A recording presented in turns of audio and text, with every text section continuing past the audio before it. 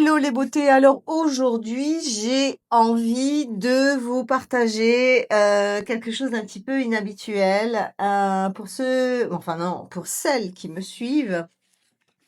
Vous savez que je viens de passer 5 ans à l'île Maurice où je me suis vraiment régalée de beaucoup de choses, notamment le soleil permanent, la mer à quelques pas de la maison, la plage, les paysages, absolument extraordinaires. Mais j'ai quand même décidé de, quitter cet endroit et principalement pour des raisons de santé et de beauté. Parce que je trouve que finalement, le rêve tropical que tout le monde a est largement surcoté par rapport à d'énormes choses auxquelles on ne s'attend pas et particulièrement en tant que femme, je ne m'attendais pas à devoir vivre et traverser, certains aspects, de la vie liés à, une vie, insulaire, sous les tropiques, avec un soleil permanent. Alors, dans cette vidéo, je vais vous faire une petite, classification de, tout ce qui a été extrêmement dérangeant. Enfin, au début, on peut peut-être un petit peu en rigoler, mais au bout de quelques années, ça devient, un fléau et en tout cas, c'est ce qui s'est passé pour moi.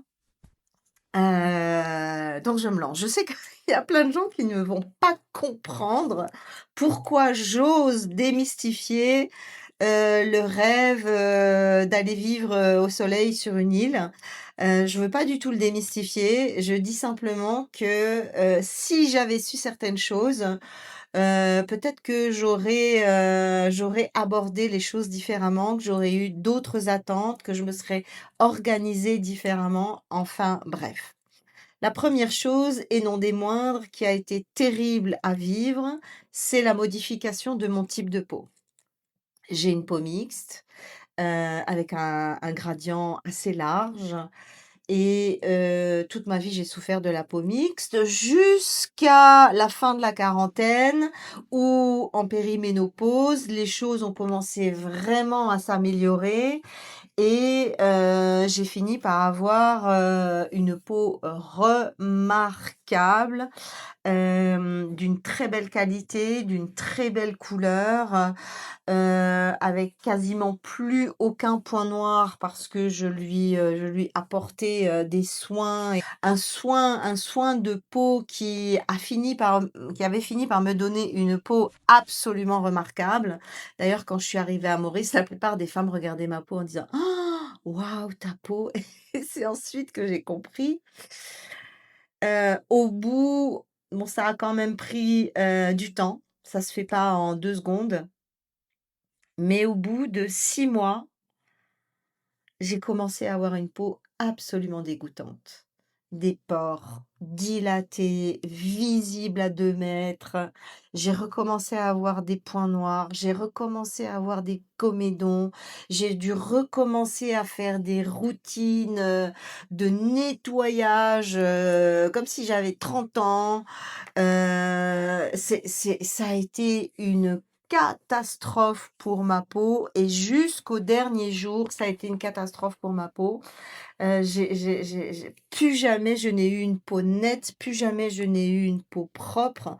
Pourquoi? Bah, parce qu'on transpire tout le temps, tout le temps, tout le temps, tout le temps et que même une belle routine d'hygiène, même si je l'ai multipliée, même si je faisais, plus de choses, ça ne changeait rien et c'est vraiment là que j'ai vu l'influence de l'épigénétique. C'est là vraiment que j'ai vu, j'ai dit: «Mais en fait,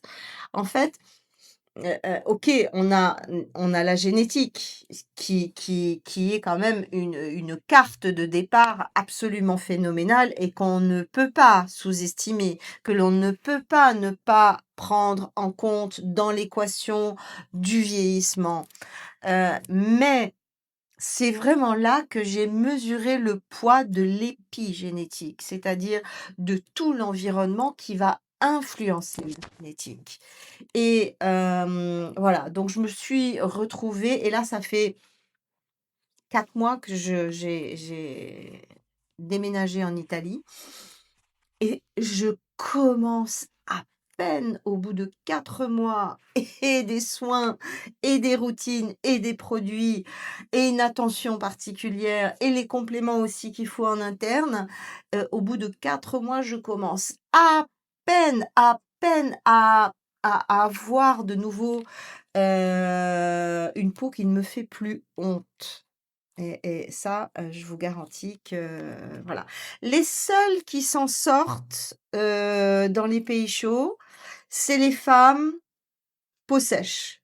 Voilà. Pourquoi? Parce qu'elles n'ont absolument pas, au niveau physiologique, elles n'ont pas, du tout le même nombre de pores, elles n'ont pas le même nombre, de glandes sébacées au centimètre carré. Les seules qui n'arrivent pas sur un tableau clinique abominable avec leur peau, ce sont celles qui vont là-bas déjà avec une peau sèche, donc avec une peau qui n'est pas du tout équipée ni en sébum, ni en possibilité de voir, les follicules, sébacés s'ouvrir encore plus et faire des pores béants. Voilà, ça, de mon observation, les peaux sèches s'en sortent bien. OK, elles transpirent, mais elles n'ont pas de pores qui deviennent, aussi visibles que ça. Donc voilà. Je voulais faire une vidéo courte, c'est mal parti parce que presque à 10 minutes et j'ai même pas fini le premier sujet. Allez, on la coupera en plusieurs parties, c'est pas grave. Donc, ce que je veux vous dire, c'est que les peaux grasses, ah non, bah, alors là, n'en parlons pas. Hein. Pour les peaux grasses, c'est la catastrophe. Les peaux grasses, les peaux mixtes, quel que soit le gradient, les peaux acnéiques, toutes les peaux à problème, les peaux ternes, les peaux asphyxiées, tout ça, ça devient un tableau clinique pire du pire en quelques mois, dans un pays tropical à forte chaleur. Voilà, ça, que cela soit dit et acté. OK. Deuxième aspect, je suis arrivée à l'île Maurice avec une peau magnifique, je l'ai dit, avec des cheveux magnifiques, des cheveux longs. Bon, j'ai des cheveux très fins, très compliqués à garder en bonne santé. Ils s'abîment vite, ils s'en mêlent vite surtout. Ils prennent le pli en 2 secondes de ce qui les conditionne. Si j'ai le vent qui souffle par là pendant 5 minutes, et ben les cheveux vont prendre le pli par là. Oui, il faut le vivre pour le croire. C'est à ce point-là. Enfin bref. Et là, alors, d'abord, je l'ai pas dit, pardon, au niveau de la peau, mais il y a un aspect fondamental qui, est extrêmement positif quand on arrive, sur une île tropicale, heu, c'est le taux d'humidité. Alors le taux d'humidité, c'est à la fois un ami et à la fois l'ennemi numéro un. On verra tout à l'heure pourquoi. Le taux d'humidité est un ami pour la peau et normalement un ami pour les cheveux. C'est-à-dire que dès que je suis arrivée à Maurice, plus aucun problème de déshydratation cutanée. Mon visage n'était plus jamais déshydraté alors que la déshydratation cutanée, visage, corps, cheveux est le combat number one quand on vient d'Europe. Pourquoi? Bah parce que l'air est beaucoup plus sec, ok? Donc là-bas, c'est le combat de toutes les femmes quasiment. Et quand on arrive sous les tropiques, ça c'est fini. Youf! Heureusement, parce qu'il y a autre chose qui nous attend. Donc du coup, les cheveux, les premières semaines, les cheveux, étaient magnifiques, la peau était magnifique. Pourquoi? Parce qu'il y avait plus ce tiraillement de déshydratation. Je sentais que j'avais plus du tout besoin de mon sérum, je sentais que j'avais plus du tout besoin de faire autant de masques, nanani nanana. Enfin bref. Et Mais donc ça, c'était l'aspect positif. Mais je vous ai expliqué ce qui se met en place pour la peau et ce qui se met en place pour la peau, c'est complètement pour les cheveux, c'est complètement autre chose. C'est-à-dire que pour le cheveu, oui, c'est top d'avoir, une bonne humidité parce que, bah, moi, ça me faisait des boucles, de belles boucles bien définies, pas du tout le cheveu mousseux, pas du tout le cheveu, un peu crépus, rien, c'était des belles boucles bien définies. Mais, le problème, c'est que quand on va vivre, sur une île, c'est pour profiter du soleil, c'est pour profiter de la mer, c'est pour profiter de la plage, c'est pour profiter de la piscine, c'est pour profiter des balades en bateau et tout ça, c'est abominable pour les cheveux. C'est-à-dire qu'en fait, moi, j'avais les cheveux mouillés quasiment tout le temps. Pourquoi? Bah, j'avais une piscine à la maison, donc je plongeais dans la piscine à peu près 5 fois par jour, juste, 2 secondes, bloum, juste pour, se rafraîchir, même si en plein été, il y a plus aucune différence entre la température de l'air et la température de la piscine. On rentre dans l'eau, mais on s'en rend même pas compte, c'est même plus frais, mais bon, ça, c'est encore autre chose. Mais on va, quand on a la plage au bout de la rue, bah, on va à la plage, 3-4 fois par semaine. Donc on va dans de l'eau salée, plus on prend le soleil en même temps, plus on rentre après, on va dans sa piscine, plus après on va sous la douche. Donc on est tout le temps, tout le temps, tout le temps en train de prendre un bain, soit à la mer, soit à la plage, soit à la douche et donc ses cheveux sont sursollicités à la fois par les baignades, à la fois par le sel, à la fois par le chlore, à la fois par l'eau. Alors au début, bah oui, bah bah voilà, on fait des masques, on fait des bains d'huile, on fait tout un tas de choses.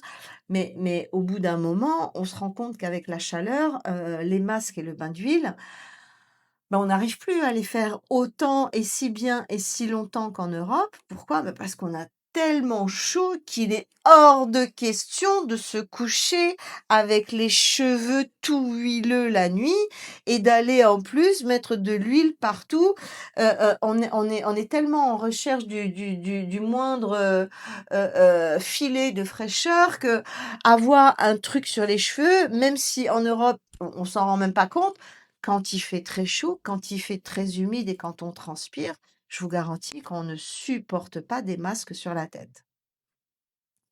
Donc, on se retrouve très rapidement avec de la paille. D'ailleurs, je suis toujours avec ma paille. Je n'ai pas encore enclenché, le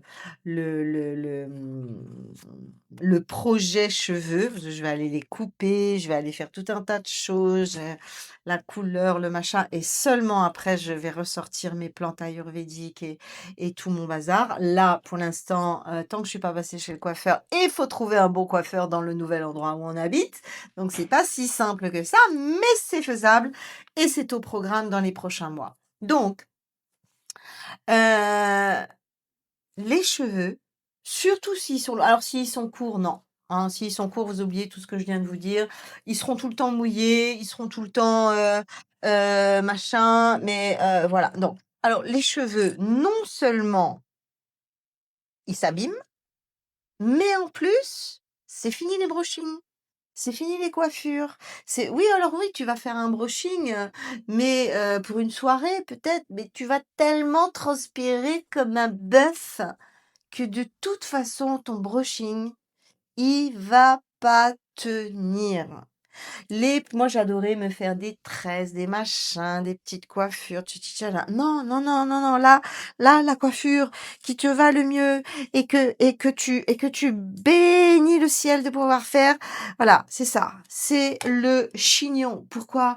Parce que tes cheveux, c'est tellement un truc de transpiration qui te gratte dans la nuque. Tu peux pas te lâcher les cheveux. Tu peux pas te faire des petites coiffures, machin.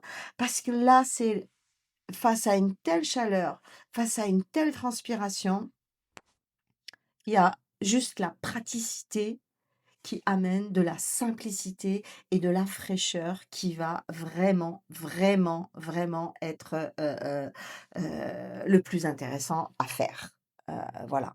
Donc, heu tous les trucs de cheveux, toutes les petits accessoires, tous les effets capillaires de séduction, tous les nanana, nawak, tu oublies ça, c'est fini quand tu es sur une île. Alors il y a d'autres choses, hein, c'est sûr, mais après bon, voilà, on sort pas beaucoup du look, cheveux attachés, un peu huilé, enfin huilé, un petit peu, pour donner un effet mouillé, sexy, je sors de l'eau et encore, c'est pas, comment dire?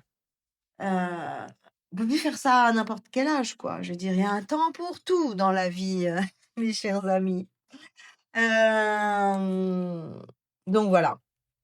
Donc voilà. Alors là, je suis à combien? Je suis à 16, je crois. OK. Allez, je vous fais encore un point et après je ferai une deuxième partie. Un autre aspect extrêmement difficile et c'est un de ceux qui m'a, convaincue de partir. Je me suis dit: «Bon, c'est bon, 5 ans, j'ai beau c'est beau, c'est beau, c'est beau, c'est beau, c'est beau, c'est beau, c'est beau, mais ça suffit. On y va, on rentre en Europe». Et cet aspect, c'est le truc que tu transpires H24, 7 sur 7, 12 sur 12 et ça ne s'arrête jamais. Si tu veux ne pas transpirer, tu t'enfermes dans ta chambre, parce qu'en général, les clims sont dans les chambres. Il y a beaucoup, beaucoup d'appart et de maisons où il y a de la clim que dans la chambre. Donc, tu fais ton bureau dans la chambre, ta salle de bain dans la chambre, ta cuisine dans la chambre, ton balcon dans la chambre. Tu fais tout dans la chambre et tu restes sous la clim comme une pauvre fille du matin au soir. Tu fais ça si tu veux plus transpirer. Parce que sinon, c'est la dégoulinade permanente et ce qui est dingue, c'est que, en Europe, moi, j'étais toujours, énormément surprise de voir que je suis pas une femme qui transpirait, en fait. Je transpire pas beaucoup. Je faisais du sport, ouais, je transpirais un peu là, mais quand je voyais les autres femmes à côté de moi, quand je les voyais transpirer pour faire ceci ou cela, je me disais: «Waouh, c'est cool, franchement, je transpire pas beaucoup». Malveillante. Jamais de ma vie, je me suis sentie aussi sale. Parce que quand tu transpires tout le temps, tu beau aller à la douche, nananana, j'ai essayé tous les savons, tous les gels douche. Le mieux, c'était les trucs au pamplemousse ou au citron. C'est ça qui te donnait le plus d'effets propres. Mais en fait, tu sors de ta douche, tu te sèches et déjà tu retranspires. Et tu beau mettre des déodorants, des machins, des trucs, tu transpires à des niveaux où tu peux pas mettre de déodorant. Tu transpires des cheveux, tu transpires du front, tu transpires ici au milieu du dos, tu transpires en bas là sur les reins, tu transpires entre les jambes, tu transpires entre les fesses. Je savais pas qu'on pouvait transpirer entre les fesses. Ben oui, je l'ai vécu. Je l'ai vécu. C'est hallucinant. C'est hallucinant. Et c'est tellement, mais tellement désagréable. Et en fait, là, cet aspect-là, ben, fait que plus jamais on se sent fraîche. Plus jamais on va se préparer, même pour une soirée. Je parle même pas du lundi matin pour aller bosser, non, non. Juste pour une soirée, ouais, t'as envie, tu papapam, là, là, là, là. Même pour une soirée, c'est plus midi, c'est bon, les grosses chaleurs sont descendues. Merde, il est 8 heures, je prends ma douche, je vais aller au resto avec des gens. Même là, je peux pas avoir ce sentiment de waouh, je me sens fraîche, je me sens belle. Non. Non, non, non, non, c'est fini. Le sentiment de se sentir propre, fraîche, disposée disparaît. Tu es tout le temps en train de lutter avec un truc là, à l'intérieur de toi qui est pas apaisé, qui est pas calme. Mais, mon arrivée en Italie, savez si vous saviez à quel point j'ai kiffé, j'ai déménagé en plein hiver, je suis arrivée en Toscane en plein hiver. J'ai kiffé le froid, mais vous pouvez même pas vous imaginer comment j'ai kiffé le froid. J'ai kiffé avoir froid. J'ai kiffé pouvoir m'enrouler dans ma couette et de me dire que c'est bon d'avoir froid et en même temps de se réchauffer sans transpirer. Quel bonheur de faire sa journée sans dégouliner. Quel bonheur de faire à manger sans dégouliner. Voilà. Et puis, ça, c'est quand tout va bien. Imaginez quand on a des charges professionnelles et des stress professionnels qui arrivent en plus de cette chaleur incommensurable à gérer. En plus, t'as tout ton délit qui te tombe dessus et tous tes stress de la journée. Donc c'est trop. Pour moi, au bout d'un moment, c'était trop. Vive le froid, vive la couette, vive les pulls. Et c'est là que je me suis rendu compte, je me dis: «Purée, 58 ans, tu tu commences enfin à te connaître. Finalement, je préfère le froid au chaud». Non mais et toute ma vie, j'ai rêvé d'aller, vivre comme tout le monde, au soleil. Donc vous voyez que ouais. Voilà, voilà. C'est juste hallucinant. Bon, 22. Allez, on s'arrête. Voilà la première partie. Hem, je vous invite à attendre, la deuxième, à vous abonner, à venir me rejoindre sur mon canal Telegram parce que là, je vous parle de beauté tropicale, mais mon vrai métier, c'est la beauté holistique et je serai ravie de voir ce que je peux faire pour vous. À tout à l'heure, ou à la semaine prochaine dans, la partie 2.